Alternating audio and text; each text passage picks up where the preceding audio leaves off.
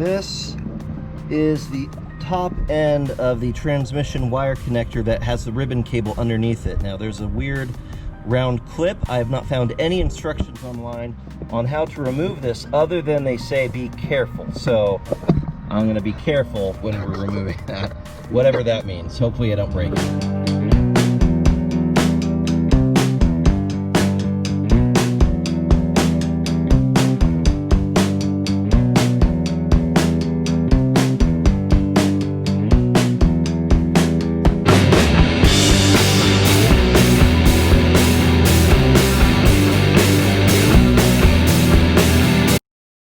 Alright, as we're moving through this project, I just wanted to point this out. Most of the ribbon cables are made of a really flimsy material. There's a made in the USA company, Rostra Transmission, and they make this replacement ribbon cable. It's actually wires. Like, it's pretty robust, so I expect that this will do the job pretty well. You know, some braided sheathing, protecting it, zip ties. It's just, you know, anyway, highly recommend trying this out. Of course, I've got to report back to whether it works or not, but I'm assuming that it does. So we're going to go ahead and throw that in replacement of the broken ribbon harness. All right, if you've been following my channel for a while, you have already seen me remove the bumper on the car. So I am going to use some Harry Potter magic to remove it this time around. And let me pull out my very special wand. Yes, the wand chose the wizard. So Removicus bumperus. Oh, I'm sorry, I forgot it. It's a swish and a flick. All right, Removerus bumpercus. Like that. The bumper is removed like magic. Oh yes, I knew I could count on this trusty magic wand. The wand chooses the wizard. Anyway, so somewhere in here, we've got a leak on this oil line. So I'm going to replace this oil line. I have a brand new one that was fabricated by Hose Tech here in San Diego. So that one's going to definitely be a nice high quality.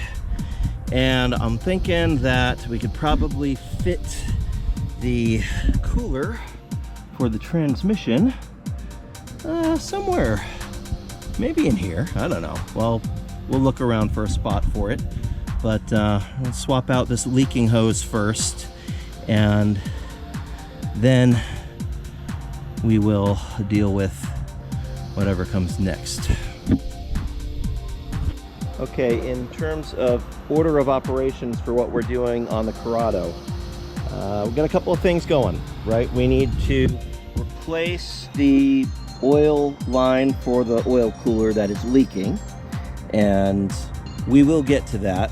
I noticed there's another small leak at the coupling, which is where the oil cooler plugs in, and it's down down in there, so it's just hard to get to. Probably have to take the whole front and unbolt it and lean it forward to get to that. But I want to find out exactly where the leaks are. In order to do that, I need to have the motor running. In order to have the motor running, I actually have to have the transmission put all back together, because being an automatic, there's a safety feature, and if the automatic transmission is not engaged, the motor won't start. So it's just, we have to start with the transmission. And that means removing this wonderful little multi-pin connector ribbon harness, which snakes down behind the transmission. Now there's a little clip right there on the transmission housing, and I understand that I can use just a flathead screwdriver to very gently pry it out. Again, since this is the old one, I'm not too worried about it because it's going to get replaced. And then from underneath here, it enters into the transmission right there. So we're going to drop the pan. I think there's something bolting it in place there, and we will we'll remove that. And yeah, incidentally, if you do not have a transmission with a whatchamacallit, dipstick to fill it with, that's the fill hole right there. So great placement, Volkswagen, thanks for that. And anyway, that's what we need to deal with at the moment. So Gonna drop the pan, pull out that ribbon harness, replace it, put the new one in, get the valve body in place, and we should be able to connect it all up, fill it, and probably not this afternoon. I'm anticipating it'll take more than just this morning, but hopefully by tomorrow afternoon, we'll have the transmission all topped up and running, and we'll be able to find out exactly where the oil leaks are and address those, and then we'll have a roadworthy Corrado. So that's the goal. Let's see how far we get. Let's see if we can get this freed. Again, all the instructions that I found online simply say be careful with this little ring. What does that mean? I don't know. Does it turn to release? Do I lever something underneath it? I'm not really sure. Looking at it, looks like there might be some sort of squeeze type release to it. That didn't seem to do anything. Does it just lever off gently from the sides? I mean, this is a pretty important thing. It's going to hold together the two ends of the connector once I have it off. Now here's the other end of it. This would be sticking up through, and it's not really giving me any clues to how this connects on this side of it. So, very interesting. I'm gonna maybe take this connector out of the way first so I don't damage it in the process. Just tuck that off to the side. Gives me a little room. And, all right. What do we got here? I'm assuming it's something that Volkswagen intended to be nefariously easy, but it is not. So there you go. Maybe a little persuasion. Just gonna try to be real gentle here and see what happens. Does that come off of there? Oh, look, that did come off of that side. So I'm gonna try the same thing on the other side, and maybe that's our ticket to freeing this connector. So if I can get that down on this side and just gently, oh, there we go. Was that it? Was it that easy? Was that does appear to be free. All right, hey, it was that easy. Okay, so officially, there are the little clippy things here. I'm gonna pull this off because I'm gonna need to replace it. So here is the mysterious clip that you have to, quote unquote, be gentle with. And in order to release it, you're just gonna take, as I found out right now, screwdriver very gently on either side just to release each of these sides of the clips. It looks like it would want to release if you squeezed on it from both of these, but they're both tight up against the connector, so that didn't actually happen. So anyway, this is the orientation as it sits, and we will be very careful to make sure we don't lose it, and we'll replace it when we put the new harness in here. So in the meantime, this is free. That's great. And down here, I think this will have to turn ever so slightly in order to be released from this bracket that it sits in. I don't see anything holding it in place otherwise, so I may want to unbolt this just to, again, I don't want to break anything like this connector. That would be probably bad to break, but it looks like it's just a little 13 millimeter bolt holding it in place. So I'm going to go ahead and unbolt it and see if we can get this one freed.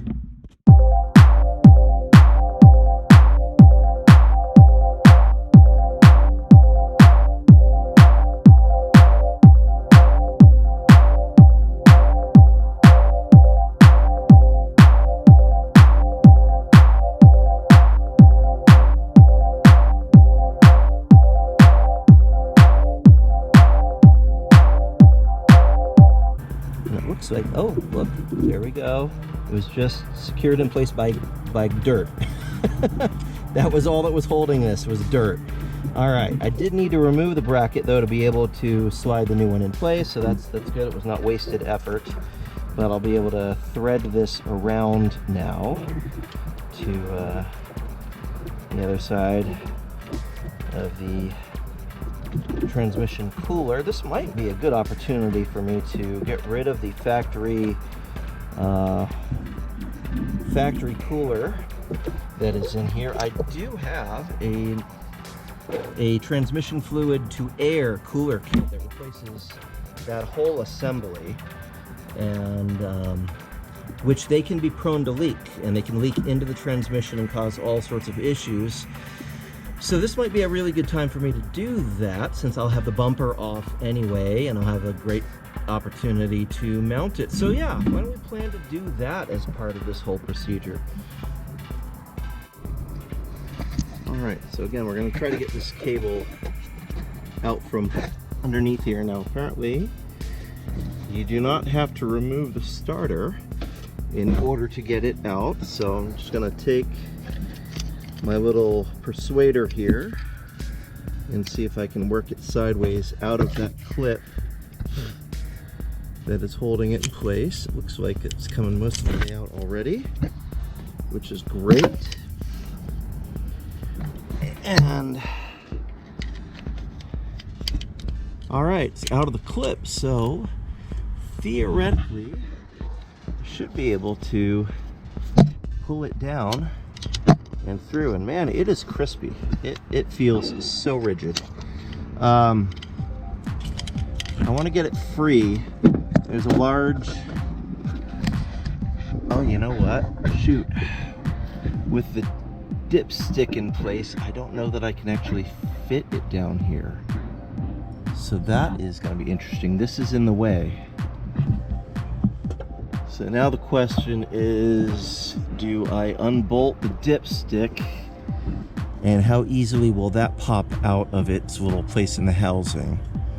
From able to move that and then remove the ribbon cable without having to remove the starter, which of course is part of the motor mount system, and that would require more engine support, and that would be just, you know, good times. So let's see what the dipstick filler tube looks like, and go at it from there. Okay, I was able to jimmy. Actually, what I did is I used a flathead screwdriver just to slightly crush the filler tube on the dipstick pipe, just to make enough clearance that this ribbon cable could fit through it. So we've got it free. I don't know that it's going to be enough clearance to get the new one back in place, but we'll see how that does when we get to it. I might have to redo some stuff here, but it might work with just a little bit of lubricant and, you know, maybe some Vaseline to pass it through there. So we'll see. In the meantime, I'll pop out these, get the pan out, and get the other half of this ribbon kit harness out of it.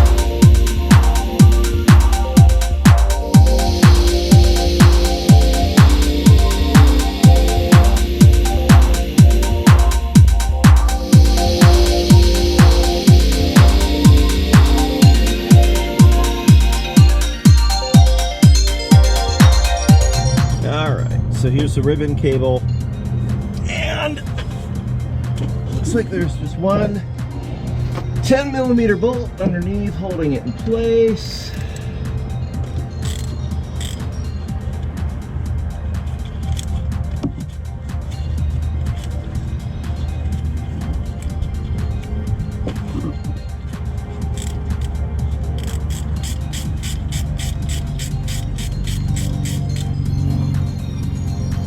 Go. Now, here is where that bolt was, right there. It's not a very tight one. So this is the bottom of the ribbon harness, and it should pull out toward bottom. So I'm gonna use my little persuader here very gently to convince it to pop out. There should be a gasket holding it in place, and there we go.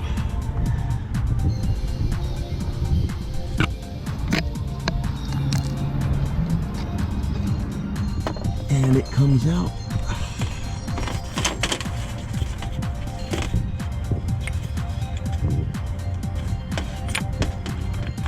Like so. Great, so that's done. And here is our new ribbon harness. I've already got the gasket on it, ready to go on, so we're just gonna not waste any time. We're gonna feed it right up in there and get it installed.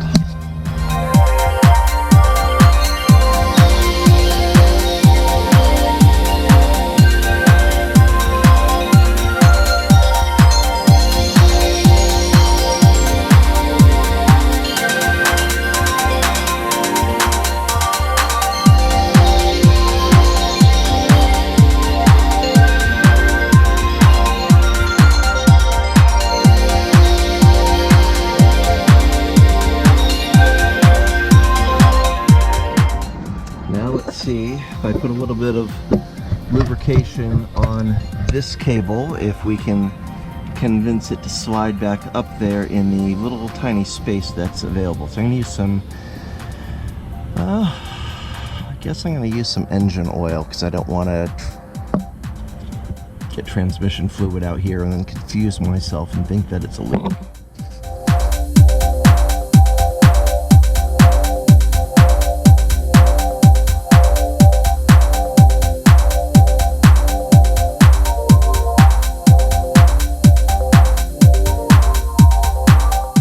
Fails, try a bigger tool.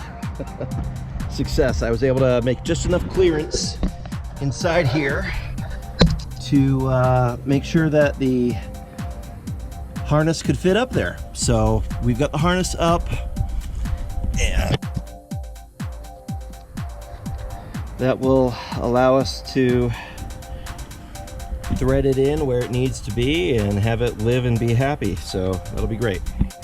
So threading the connector back into this bracket here, there are actually two halves of the bracket. I haven't bolted it down, so let me show you. There's this top half that has the other electrical connector. There's a bottom half here. See, it's kind of a support structure. So the cable has to wind through this support here. That snuggles up underneath, and then that goes into the other bracket here, and you have to line it up. There's a little key, see, so it only fits one way. And then, so you've got that, make sure you're not crunching another connection. Then you have to line up the two screw holes. You can see that all right. I'm wiggling it back and forth. Those two screw holes have to line up, and then that fits on the bracket down here, which is very difficult to do one-handed. I'm going to redo this in a second with both hands so it's actually lined up, but that's the general idea of how it works. Of course, it would be sitting up vertical, not at an angle. And then you bolt that in. That actually is a ground for the harness, so you want to make sure it is properly tightened. So I'm going to get that done here.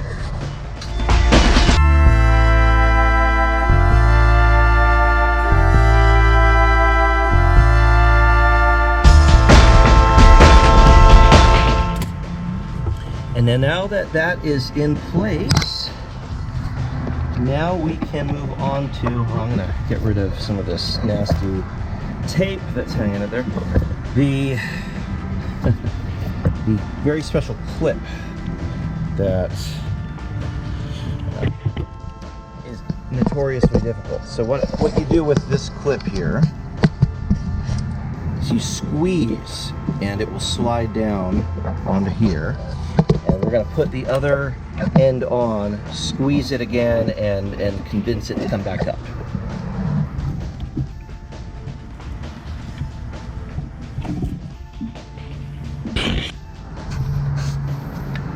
I'm gonna check my orientation on this. There are supposed to be 2 guideposts. Only seeing one.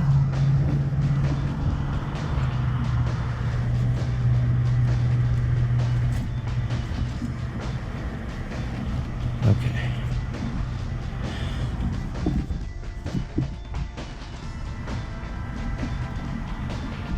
Okay, so the pin is in, and now if I squeeze the sides,